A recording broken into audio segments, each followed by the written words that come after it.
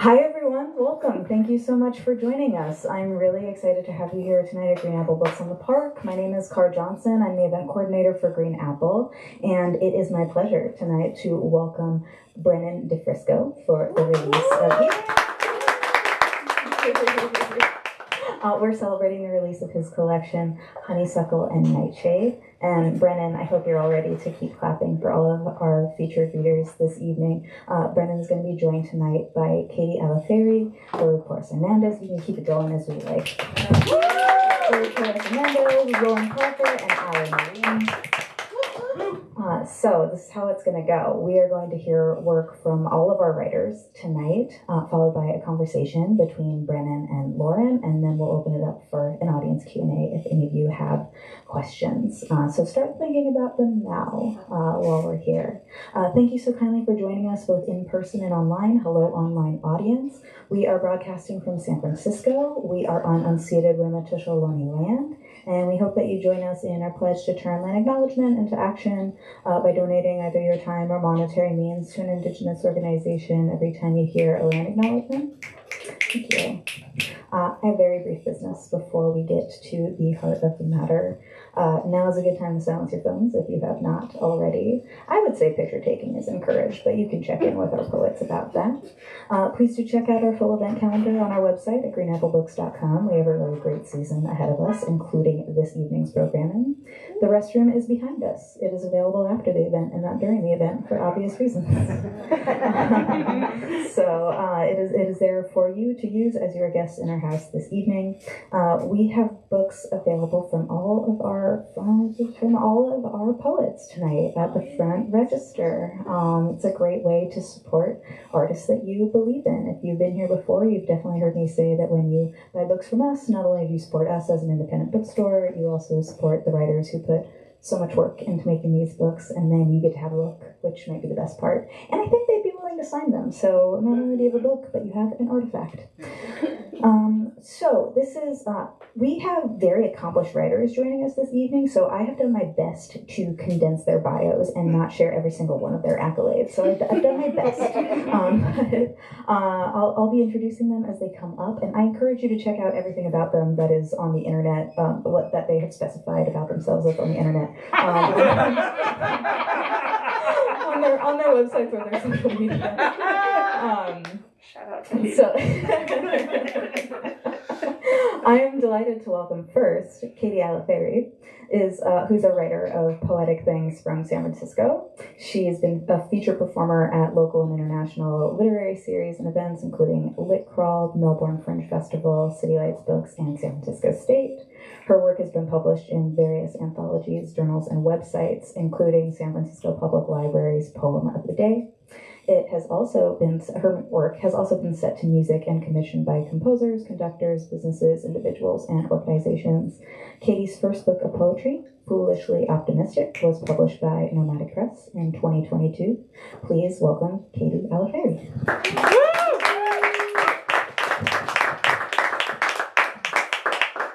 Gorgeous. Thank you, Car. Hi, everybody. I'm so happy to be here right now. Congrats, Brennan. Where'd Brennan go? Congrats, Brennan, on this beautiful book. I'm so honored to be here tonight sharing with all of you. I've actually been writing less poetry recently and more creative nonfiction and a little bit of fiction that sounds like creative nonfiction. Anyway, I'm not sure if these are poems, but I'm going to share them anyway. Okay. This first piece is called Nashville. Meet me at the corner of Clearview and Woodland, where gas is $3.22 a gallon, where girls kiss all their friends on the lips, where my lips kiss house-made garlic heavy hummus and fresh sweet carrot sticks, where I sit in an open window seat, watching the rain fall, watching the kisses exchange, watching joints get passed back and forth, where it's 90-something degrees and 101% humidity, and we all drip. And we drip. And we drip. Cool me down. Slow me down. Seek refuge under the giant umbrella of my breasts. You know, last time I was here, I did a poem that talked about my breasts also. Shout out to Green Apple Books and my breast poems. Okay. Not under my breasts. Under the giant umbrella of my heart, which is also very large. It's raining. Come over. Better yet, invite me over. Better yet, invite me in. Better yet, let your fingers get lost in my hair on this rainy day in Nashville. Oh, I forgot to breathe. Okay, don't forget to breathe, everybody. That's a critical part of all of this. Okay. Oh, and hi, internet also. Hold on. Okay. And this second very short little piece is currently titled Inciting Joy, with gratitude to Ross Gay. If you don't know, come talk to me after and then you'll know. Okay.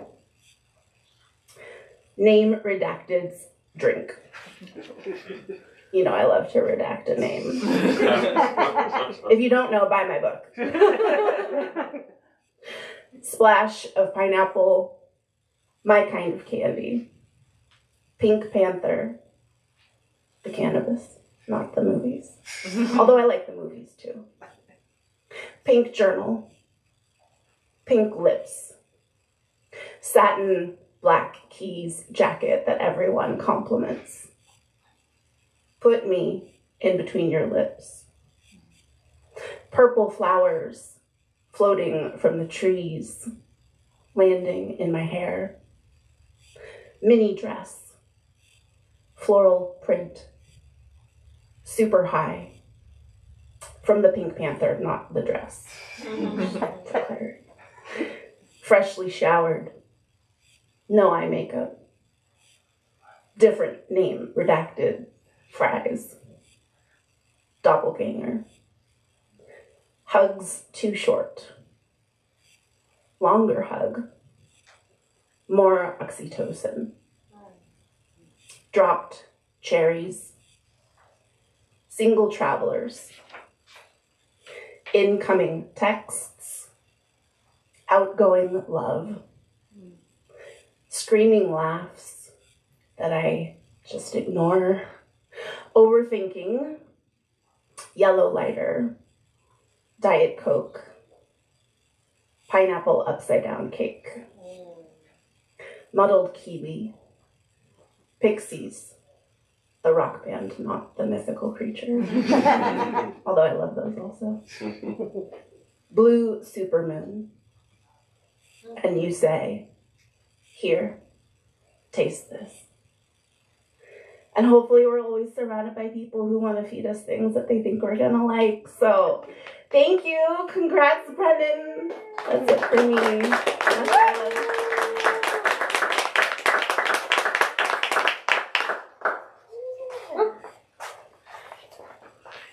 All right, one more hand for Katie Aliféris.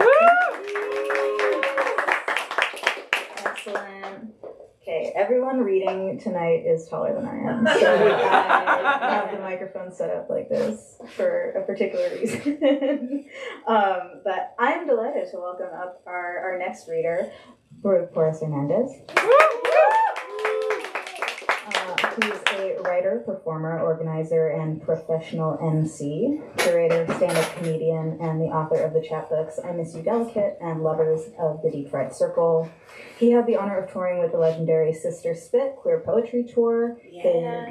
That's right. is a two-time winner of Literary Deathmatch, a regular host of literary shows for KQED. He's also been an artist in residence at the ground floor of the Berkeley Rep, Lambda Literary Fellow in Poetry and Playwriting, and his solo show, Love in the Time of Pinatas, got a clapping man from the San Francisco Chronicle. It's fabulous. It was fabulous. So good.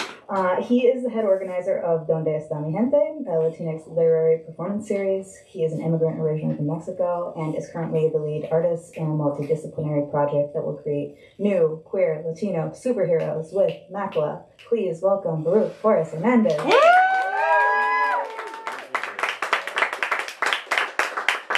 Hi, everybody. Thank you so much for having me. Start my little... this is sort of a new poem. I think it's new, hopefully. New shit! Oh, thank you. Oh, yay. It's titled, The Ants Can Smell How Lonely You Are. Oh. I believe some animals know they are beautiful. Some animals, like the donkey and the pig, know that they are worthy and capable of love. Some animals are proud of how terrifying they look. Some animals know they just always look a little sad. All of them know humans are ugly, inside and out, on sand or snow. Even dogs, they pity us so. I believe the spider knows that it is gorgeous. I believe the little fish that creates circles on the sand knows it is an artist. I believe that birds enjoy flying a lot. Yes, that one animal is smiling. Yes, that one is always scowling. I believe a lot of animals often laugh at us and are sickened by us. Worse than demons, they must think. I have called a lot of men beautiful. Some of them have believed it. I believe I have been in love. I believe I am capable and worthy of love sometimes, even when I am an ass, even though I've often been called a pig. I believe I have been terrifying. I believe sometimes, no matter how hard I try, I notice some people, I always look a little bit sad.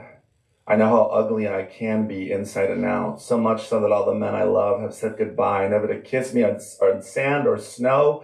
Even their dogs and cats pity me to filth. The ants have stopped coming. I believe they can smell how much I miss them. I believe the spider knew how lonely I was as it crawled across the windshield of my ex-boyfriend's car while driving across the bridge, unable to stop in the middle of the night. The spider knew, that bitch knew how terrified I was as she fell slowly laughing from the windshield onto my lap.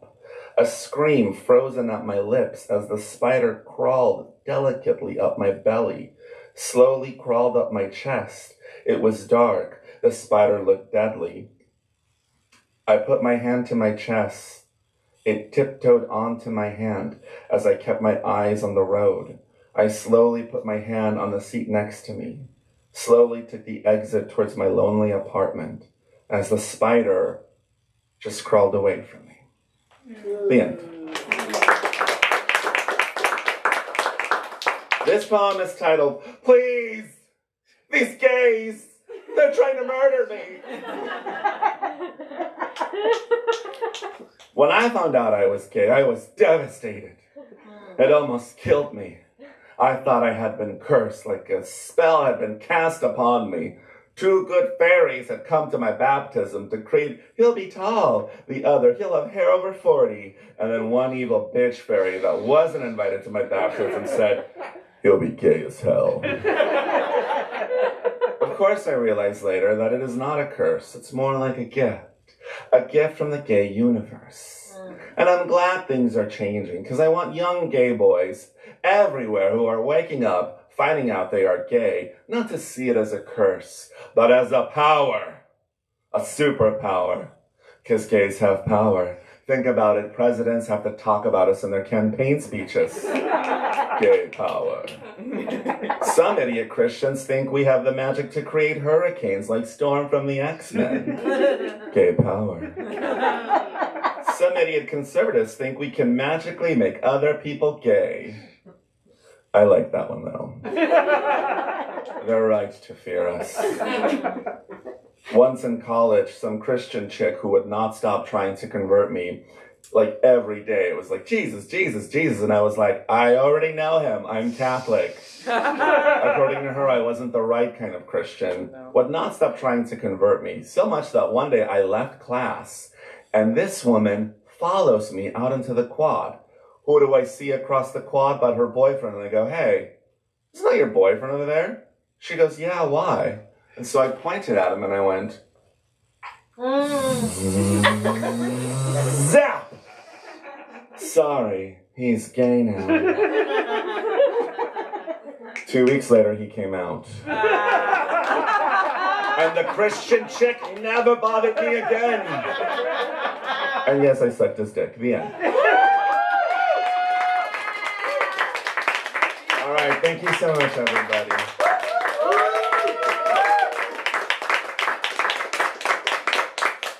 Yeah.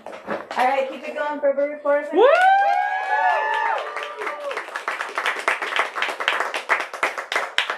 Zap everyone in this place. All right. Just kidding. I don't need to. Ain't that true? All right. We all zap. I'm very excited. I'm excited to introduce our next reader, Lauren Parker. Is a writer, zine maker, and visual artist in Oakland, California. She's a graduate of Huron College's creative writing program and has written for The Toast, Strange Horizons, The Racket, Extra Magazine, Catapult, and Autostraddle. She's the winner of the Michelle Lindsay Poetry Prize and is the author of the poetry collections We Are Now the Thing in the Woods from Bottle Cap Press and a forthcoming deck of spells with Simon and Schuster. Please welcome Lauren Parker.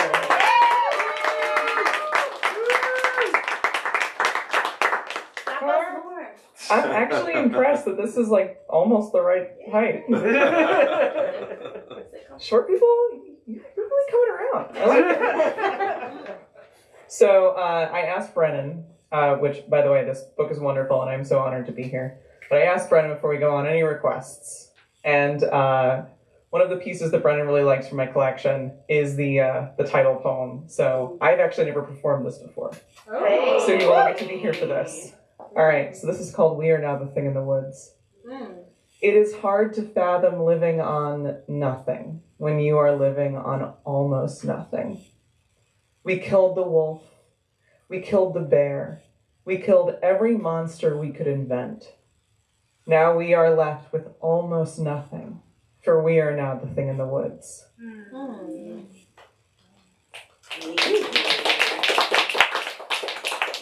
So I took about an 8-year break from writing poetry. I did like 3 years of a poetry major. And then I was like, goodbye, for like 8 years. And one of the first poems that I wrote coming out of that hiatus came out of an incredible amount of rage around being a woman. Relatable, I know. And so this poem means a lot to me. It's called Ask About the Women in Your Family. My grandmother couldn't cook, so we wrote her out of the stories. Every holiday, every birthday, every day she spent preparing, we forgot her name. When we could remember it, it rolled foreign on our tongues and lips like boats too small for choppy swells. The family rings around the table, chair legs grinding on linoleum, photo albums open, blooming like flowers in her garden that we never notice. They spring up every year untended, struggling through the weeds. We recognize our smiles, our noses, the shape of our eyes. We flip through photos, but no one sees the person behind the camera. No one mentions her nose, the shape of her eyes. The one who organized and labeled the albums. Script as tight and drawn as a mouth in concentration, as you stir a quickly burning sauce. Her death is the equator, an invisible line declaring the loosely navigational space where the family stores our myths, the stars that predict who we are. We use trinkets of navigation, books of genealogies, stories of war generals, sailing, settlement. We shout over her voice. She fades into the couch cover, a transparent plastic thing protecting the fabric underneath. We never forgive her for dying. We never forgive her for not being able to make a meatloaf or a pie or a casserole. Dang.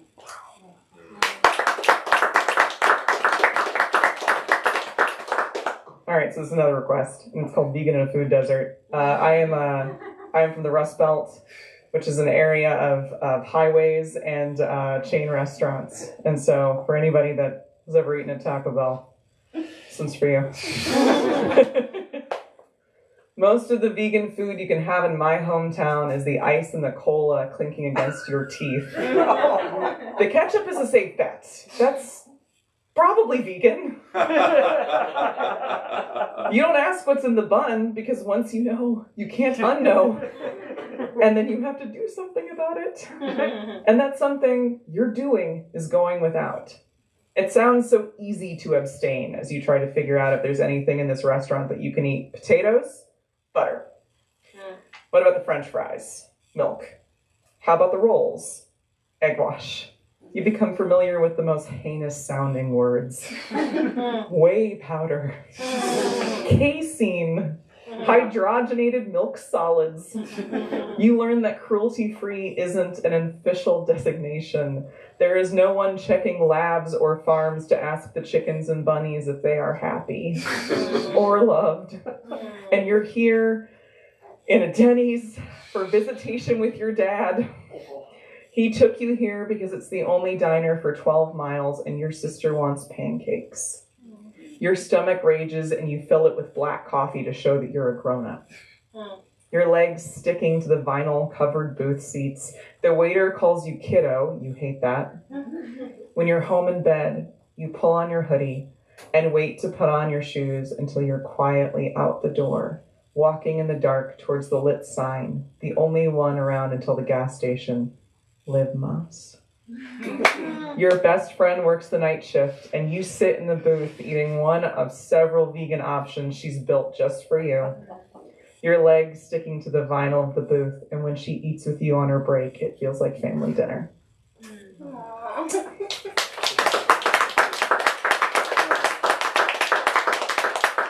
All right, I got one more for you if you're in for it. Yeah.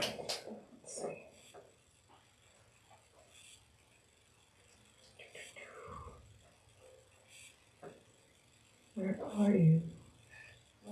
Talk amongst yourselves. That's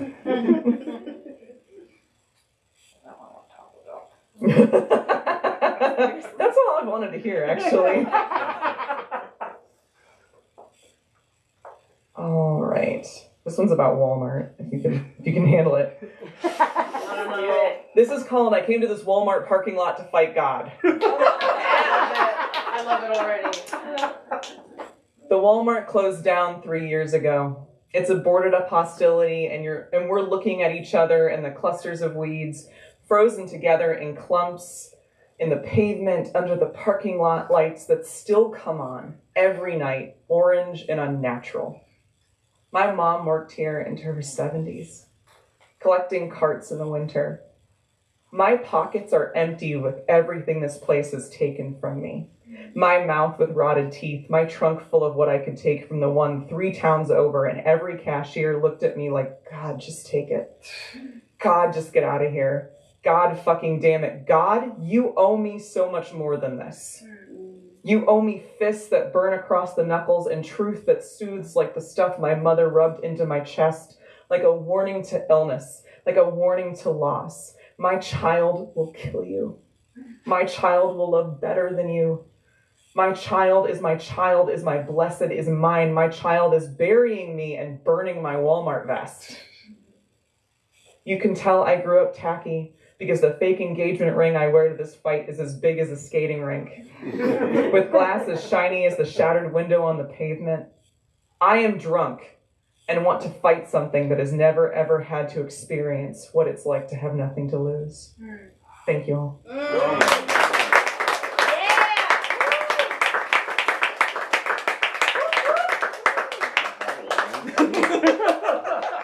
Yeah, Lauren Parker. One more for Lauren Parker. Yeah.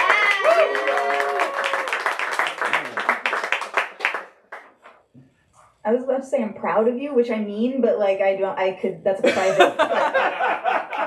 Fuck Walmart. yeah.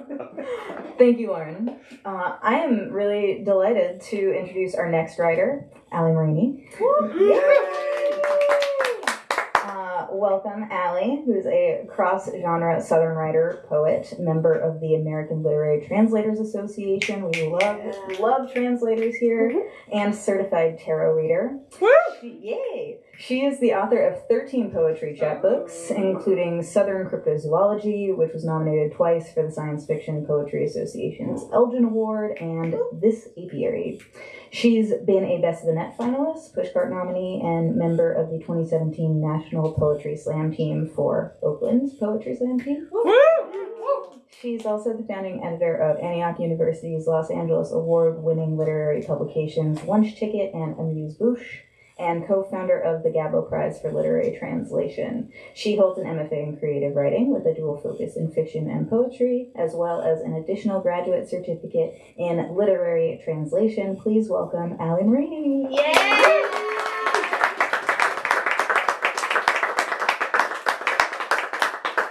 Okay, well, I'm the first reader that this doesn't work for. There we go. So, yeah, in addition to all that, I am also short. Love it. Thanks. Your outfit is amazing. Thank you. I'm sorry that I am unprepared because... It gives me more time to admire the outfit. Thank you. Like accents of green that match the little skin here. Look at the And the shoes, shoes. though. Aw. Look at the shoes. Oh my goodness. But like the skirt with the glasses? Allie modified those shoes herself. Oh. All right, now I'm just embarrassed, so I'm going to like read whatever's open on my We're gonna enjoy it. Take your time, love. We love you. All right, so this one I think ties into Brennan's poetry collection because it's Honeysuckle Nightshade, and this is Queen Foxglove. Princess digitalis, born of House Angiosperm and House Figwort, brought into this world witch-gloved and deadly leafed, all toxic sap and seed. In her later years, she blooms upright into a tall, hardy stem, fingerling flora, the belle of the garden, ushering forth a silent wind chime of petals, pink and purple as fleshy bruises, gray and white as bones beneath the body. Over time, she becomes spotted, marked by the labors of living, root structure spreading through the loam. Everywhere around her, the soil is acidic and inhospitable. Under mulch and decayed leaves, it becomes beautiful. The villagers spill into the forest with torches and set everything alight. Queen Foxglove laughs, waits for the embers to sputter out, bursts into bloom again. I eat what you have tried to destroy, fools. Beckons the moths to her arms, feeds them her sap, launches them off her shoots to chart the cartographies of treetops and circumnavigate the moon. She shoos the foxes in her poison flowers and sends them off to hunt. Tell them when you pounce, she whispers. Tell them who sent you.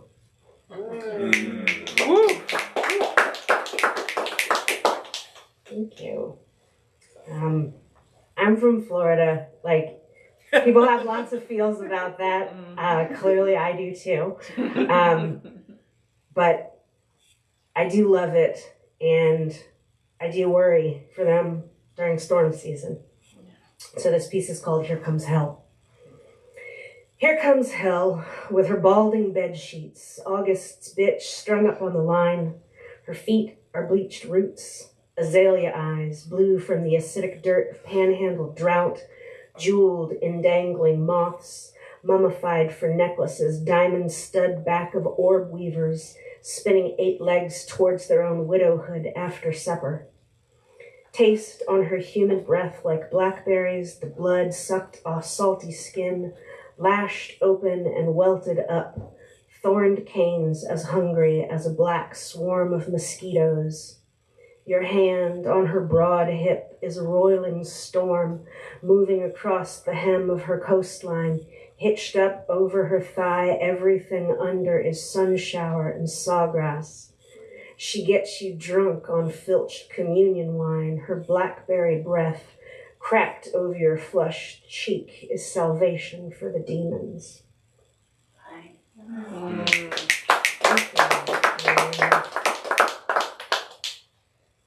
This last one is going to be featured this year at StokerCon 2024 in San Diego for the Horror Writers of America. This is going to be featured in their Poetry Showcase X. This is called Lukmira's Teacup.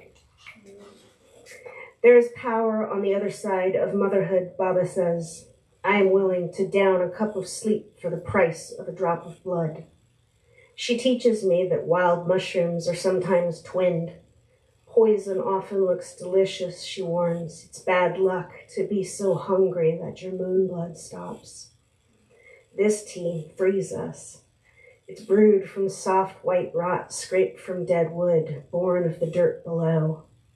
Without it, she says, what you birth can become an abattoir for dreams. Infinity is an agony for women who bear no sons. Tell me why they named you Lukmira, she says, grinding the mortar and pestle. Because I want this more than I want to be good, I answer, honestly. I want to be what the women of the forest are. She pours the tea. It's not really the witches who eat babies, she tells me. It's the fathers. I just gather up all the girls they throw to the wolves. Thank you. Next up is the man of the hour, Brennan. Yay! Hey.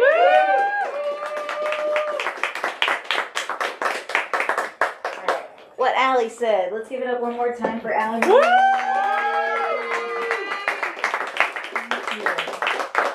Hey, welcome. I'm glad to have you here. Thank you. Yeah. And like you said, the next reader is Brennan DeFrisco. Brennan DeFrisco is a poet, teaching artist, editor, voice actor, and ekphrastic artist from San Francisco Bay Area. He's been a National Poetry Slam finalist, Pushcart Prize nominee, Grand Slam champion of the Open Poetry Slam, and regional coordinator for California Poets in the Schools, Poetry Out Loud, and San Francisco Arts Commission. He's the author of A Heart with No Scars and has served as poetry editor on the mastheads of Lunch Ticket, Seshura, Meow Meow, Pow Pow. His work has been published in Red Wheelbarrow, Oracle Fine Arts Review, Words Dance, and elsewhere. He holds an MFA in creative writing from Antioch University in Los Angeles, and his collection, Honeysuckle and Nightshade, is the reason we're here tonight. Please give a hand for him.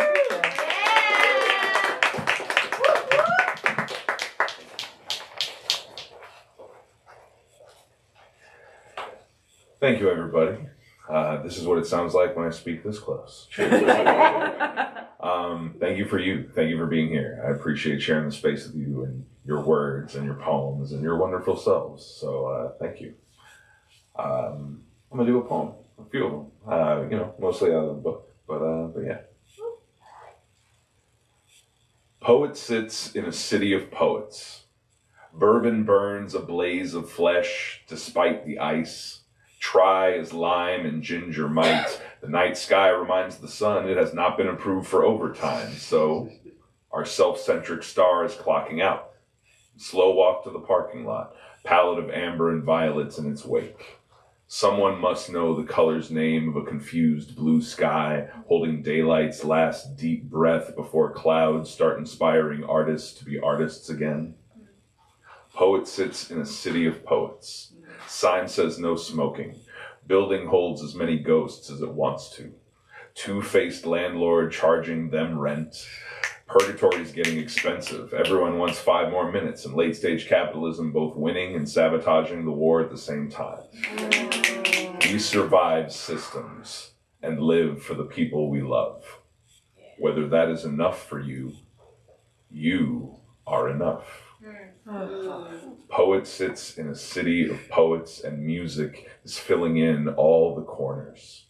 Guitar knows its way around a drop D, each note a syllable, true stories spoken in strings. We should all be learning more ways to speak. Silence comes for everyone eventually. I am grateful. We are still close enough to hear each other dream. Poet sits in a city of poets. Stars will show their old photographs soon. The room will disperse its collection of separate lives, and perhaps the small joy of our time together will stay a while. Linger between dreams and morning coffee.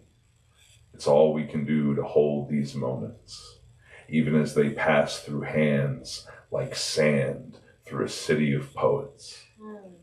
I hope your beach leaves you knee-deep in laughter. I hope your desert leaves room for an oasis. I hope your hourglass cracks under the weight of all the times love pronounces your name correctly. I hope you quicksand into someone's arms and forget what it ever felt like to sink.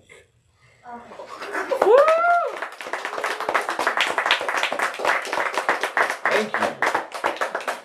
I've been writing occasionally lately since the book came out. Somebody was talking about a question about whether or not you started writing the next book immediately after finishing the last book, and I feel like figuring out what the next book is, there are like bones there, but you don't know yet what they're going to turn into. So this is the newest poem I've written, and it's not New shit. Thank you. Can we, as a choir, say new shit after I say new poem? Yeah. Just because it feels good to the soul. This is a new poem. New shit. Doesn't that just feel good to like your core? That's why I write new poems, for that moment. Right. Is the poem the sound, the vibration of language through throats? Is this poem subject to the room's acoustics? Does it hit a curved surface differently? Is there a perfect seat where each syllable sings? Is the poem the paper, the ink? Is the poem between them before they touch? Is the poem asleep until it's spoken? If this page burns, does the poem become a ghost? Can a poem haunt you? Is the poem the space between us receding? The distance of synapse lightening to understanding? Is the poem the time you spend with it? Eyes on the book while the dryer runs. Open mic on the other side of the water. The edge of right now, if the vessel is still speaking and these echoes are fresh waves breaking over your shallows, are you in a poem right now? Or is the poem the moment you feel it? Does it live under ribs? Exist when it kicks your heart or the parts that still hurt? Is the poem seeing your reflection in the art? Is the poem the part you want to hear again or turn away from? Is the poem a musician playing human windpipes like a flute? Is the poem found centuries from now the only clue about the species that once lived on this planet? Is the poem a slice of space-time, cast in amber about the people we were when we wrote it? Is the poem the past we are able to edit? Is the past a poem we're still translating? Do you want to hear that part again or turn away? Are we sharing a poem right now? Is it okay if we stay just a little longer? Is a poem only finished when it ends?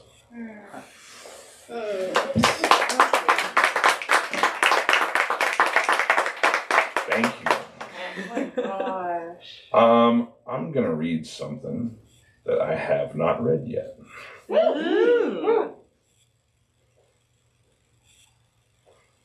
But not that one. All right. I want to acknowledge really quick that the main reason I am here whatsoever, by which I mean my mother, is among us in the crowd. And this is a poem that I have kind of saved until a family family member was here. So, Helen, if you have a Kleenex, I'd appreciate if you make it ready. I have a supply. All right. Christmas starts with a poet. My grandfather would sequester himself an hour before dinner, press pen and ink into curved letters and rhyme until it was time to eat. These small scrolls would hide near the table, under plates or chairs, one year dangling from the light fixture like a literary chandelier. Each 3 quatrains of clues leading us to our wrapped gift. As the grown-ups enjoyed their wine, we ran through the house, trying to find and arriving at a hanging pot behind the TV, between jars of pasta or flour in the pantry, and we'd bring proof of our puzzle prowess to the group, where they'd cheer at the sight of bright paper, a green bow. Poems have always brought me joy, even after they sold the house in San Jose. After my toys were replaced by notebooks of my own, after my grandmother was alone in December for the first time. I am scouting the house for hiding places. I am sneaking presents during the party. I am writing a poem before dinner, hoping it leads you to joy.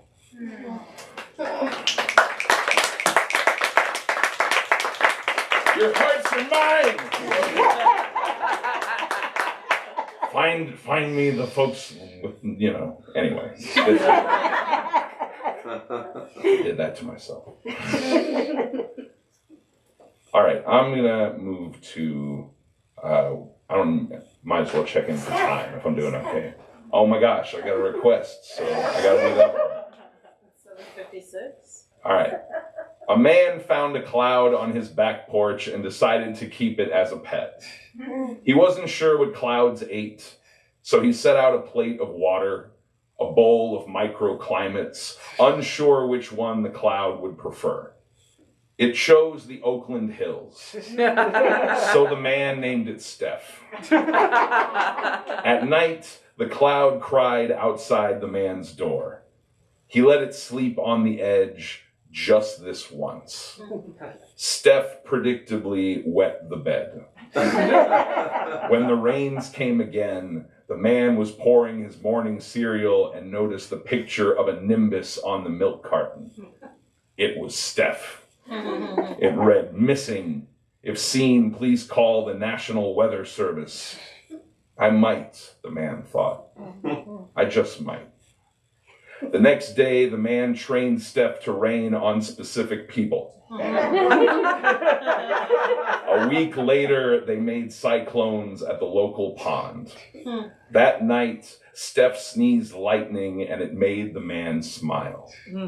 Steph loved the man, and the man loved Steph. And the man thought, what's one missing rain cloud, more or less?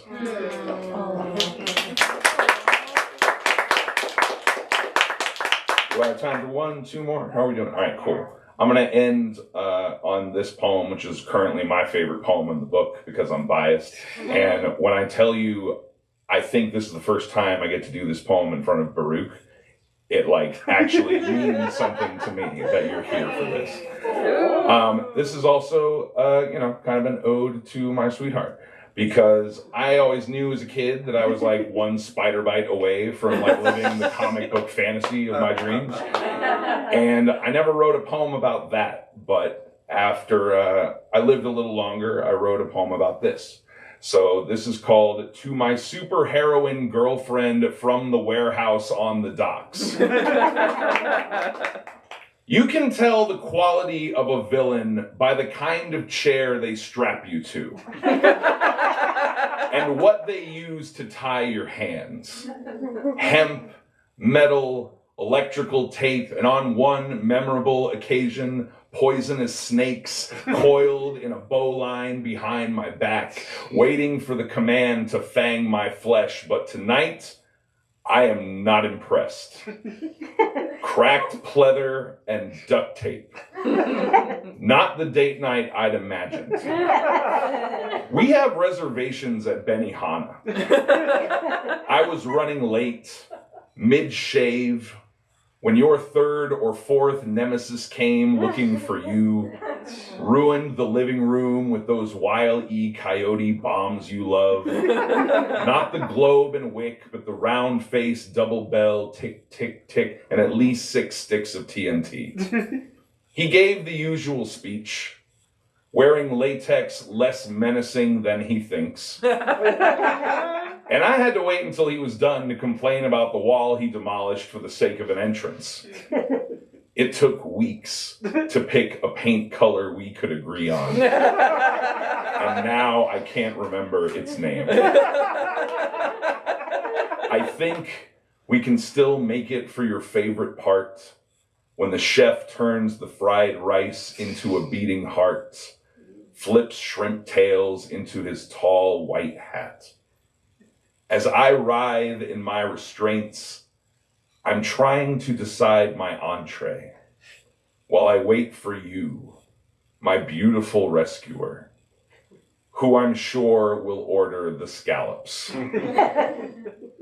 There was a time I thought I'd never be enough for you, that your shine was so bright you'd never see me as you flew above the city. But here we are. Years later, I'm still the only one they kidnap. The only bait they use to get your attention. And that always makes me feel super too. Thank you very much, everybody.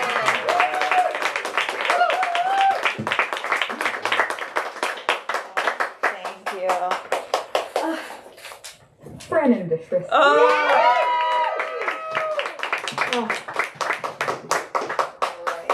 Here's my manipulation of the microphone here. Not at all. Excellent. Oh, perfect. So I'd like to welcome up Lauren Parker again to be in conversation with Brennan for a little bit.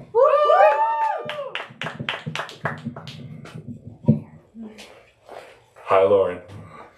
Hi, Brennan. Thank you, Car. Thank you. Thank you, Green Apple, for having Yes, us. absolutely. Thank you so much. Thank you for having me. Yeah, cheers. All right. Yeah, absolutely. So, how has book tour been going? It has been something to be grateful for, and I'm very happy to get to celebrate this collection with the folks in poetry who I've gotten to share time and space with, and poems with, and every reader here tonight, and all the folks who came out to support me. Like, thank you for you. Y'all make the tour what it is. So I appreciate you being here. That's wonderful. And with me. So, okay, tell me a little bit about building this book, because I think we have kind of an idea of how, like, maybe novels and short stories kind of get built, but poetry collections work a little bit differently. So tell me a little bit about that process. So for a long time, I struggled with what the structure was going to be and how a collection was going to take shape. And one of my teachers kind of described it as you can't start from the top. That, like, you need to have something to build on top of at first, like kind of a collection of poems that are in conversation, or if you notice a pattern in your writing, that's a way that you are leaning, that to decide to lean a little bit closer seems to be the way to go. And in addition to that, I had a wonderful partner and editor and writer in my life who I'm fortunate to have in-house. Like, I acknowledge my privilege of having a partner as wonderful and knowledgeable in writing as I do. But she, for many years, kind of was trying to point me in the direction that I needed to go. And I was like, nah. And after a few years of saying nah, I kind of looked down the direction and was like, yeah, that actually looks like a great direction. So thank you, Allie, for helping this collection be after many years of me saying nah. I would also like to thank Allie. So we've, not to tell tales of school, we're friends. And so we have a lot of conversations about poetry, and particularly kind of about what our work means. And the thing that I have noticed that you always come back to is kind of figuring out the role of joy in poetry. So tell me a little bit about your relationship to that. So it's been to be writing in the time of the writers that we all get to share space time with, like, for the writers we get to look up to and read as contemporaries and peers and folks who are doing a lot of good work and a lot of good writing. I feel like I'm sorry, can you ask the question again? I immediately started going like 6 different directions. I lost my way. Joy in poetry. Joy in poetry. Thank you. So for a lot of these writers who I've been kind of sharing space with and looking up to, there's a lot of addressing what is wrong and what is awful and what is systemically oppressive and many different injustices in the world. And there's a part of that conversation I've had as a slam poet and as a poet who's written towards social justice, but I have noticed that there has been a space in joy that I find important to return to. And I feel like for everybody out there who's, working towards social justice and out and doing all the things that are wonderful, they too deserve to come home and have moments of happiness and levity and things that are nurturing, outside of the rough work that is social justice work. So I started feeling like there's an important role in joy just as well as there is in anger and in tolerance of intolerance. Yeah. So, and I think to kind of pivot off of that, there is the reality, especially as being an artist in any urban environment, but in America at all, where you end up highly educated, but ultimately working class. And not only are you a published poet, which is really wonderful, but you also teach and you also perform. And so tell me a little bit about like kind of being a working class artist in America. When I was younger and I thought that poetry was like what I wanted to do, I asked my dad if folks could be poets as a job. And he kind of thought about it for a moment. And he responded, he's like, yes, they do. But I'll be honest, they don't make much money. And I kind of sat with that in my like tiny, small child brain as like, this would be a great thing to be, but it doesn't seem possible or feasible. Like, it doesn't sound like it's something I can do when I grow up. And so for a long time, I kind of engaged with poetry after that as something for me. And when I got through when I graduated with my bachelor's and was kind of looking around at the different careers that were availed to me, nothing really stuck out to me as like a full-time, this is what I want to invest my time and my life and my work in. And around that time was when I decided to commit to doing poetry as a not just leisurely activity. When I started going out for the national team at the Berkeley Slam. And around the same time, I got into my MFA program. I got my first book published. I got to be a teaching artist for the first time, all kind of around the time where poetry was filling in the gap that of not really knowing what my path was. So I decided to try to make poetry my path. And since doing that, I mean, poets don't make a ton of money, but poets do get a chance to. I've worked with K through 12 classrooms and incarcerated youth. I've gotten to work with the San Francisco Arts Council on providing grants to other artists, and I've gotten to publish student work. I've gotten to teach workshops across California and now in Oregon as well. I've gotten to coach students who are speaking both their own poems and poems that they've been studying. And there's a lot of enrichment and joy that comes from engaging in the creative arts, especially with younger artists who are trying to find an outlet and don't really know what it is yet. So to be a working class artist means a love for the art, and to find payment that is not monetary and to live on it as best you can until somebody comes along and says, your poem is now worth money. I'm like, cool, I love it. Thanks for the praise. But yeah, I think it really comes from a love of what you do and finding ways to make it work. So Honeysuckle Nightshade is a collection that's playing very much with kind of like joy and lightness, but also darkness and so the poem that casts a shadow, like tell me a little bit more about like where you were coming from when you wrote, like, so that in contrast to pieces like Amazing or like obviously the ode from Being on the Docks, like where does that poem come out in Brennan DeFrisco? So in kind of considering love with a capital L, which if you read through the book, it is the only word capitalized throughout the manuscript, because that's kind of the core of where it's trying to be written from. But love is not binary. Like love is a spectrum like all things, which is to say that love is not just romantic. Like, to engage in conversations of love is also to talk about family and friendship and self-love and lack of self-love. So there's not just the joy that is associated with love, but love also brings, can bring darkness.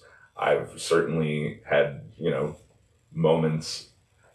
Anybody in here felt a certain kind of way after a breakup? Yeah, I feel like love is like all things, a wider spectrum than I previously gave it in middle school, where it was like, she likes me or she doesn't.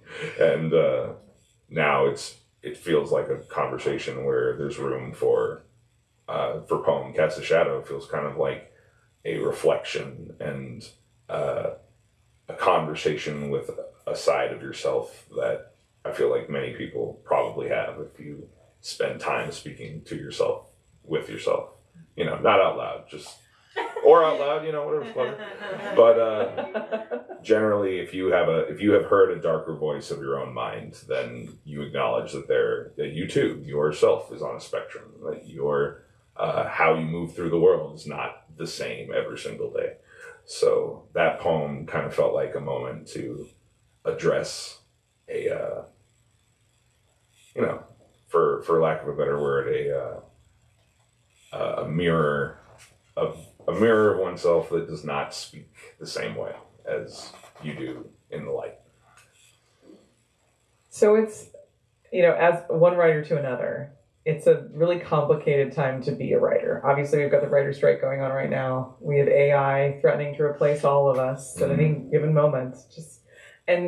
What is your relationship to words right now? Like, what is your relationship to art right now, and kind of the zeitgeist that we're all in, of being infinitely replaceable and also infinitely important?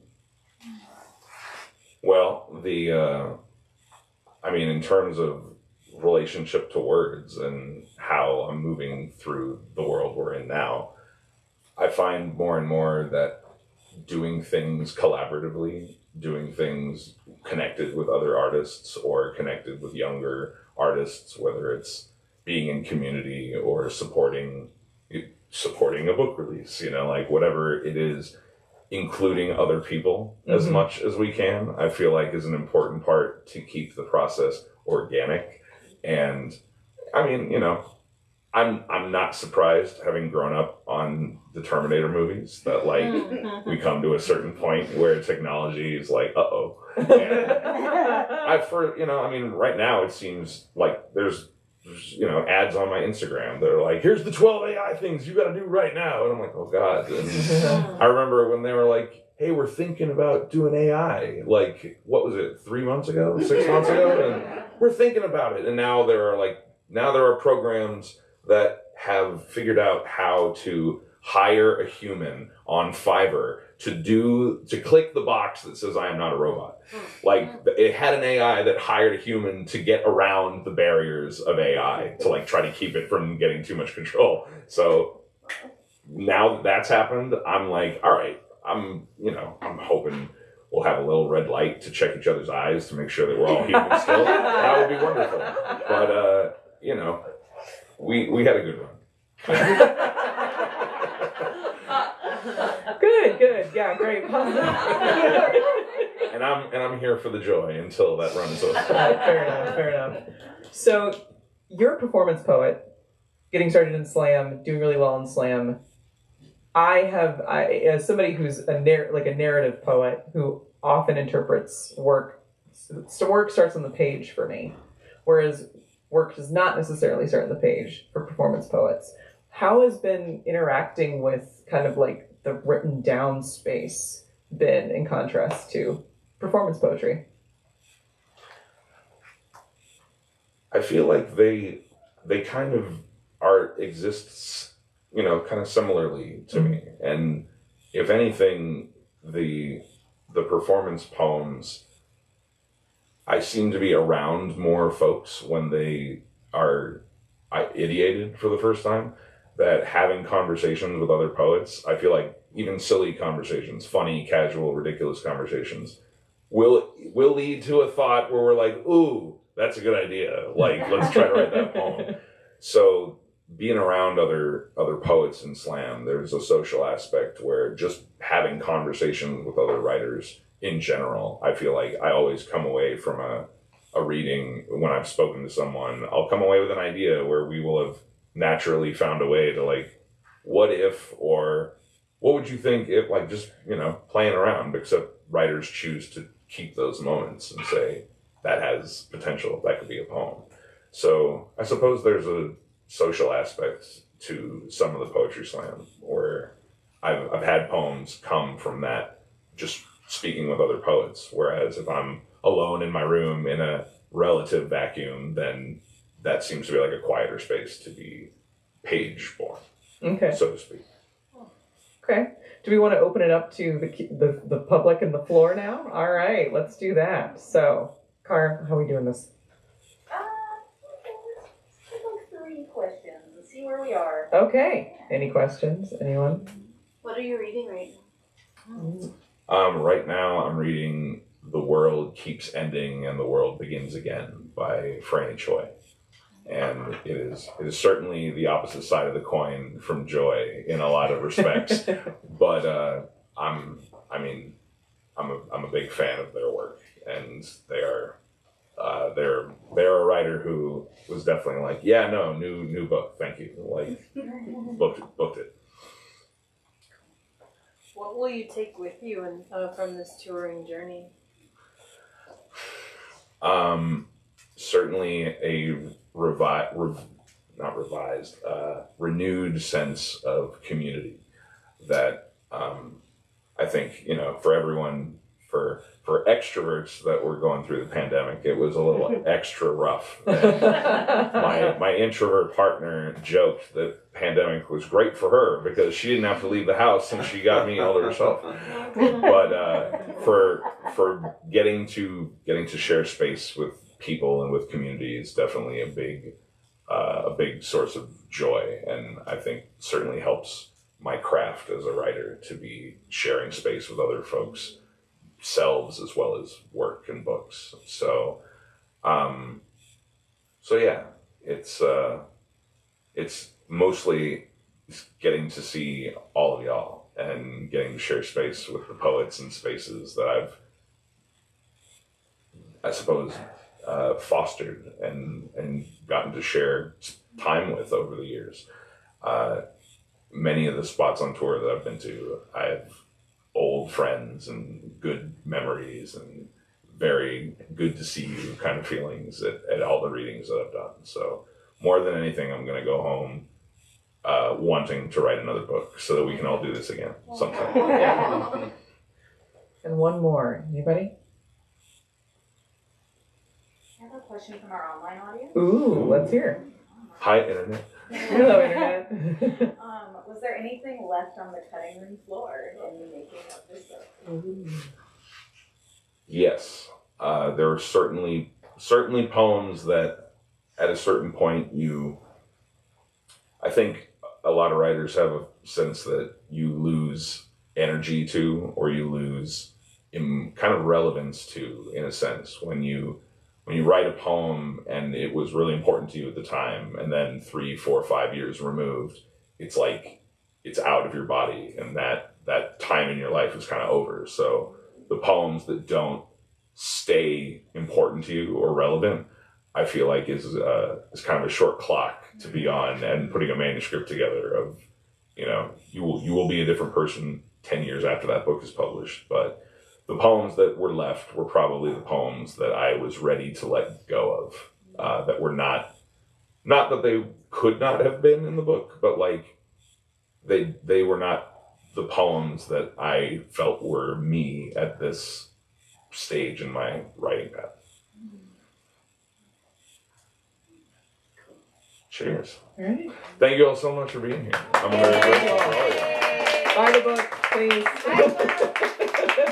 Everything here is for sale. Thank you so much to Green Apple and to all my readers. Thank you so much for coming out. I'm very grateful for One you. more hand for everyone who. Yeah.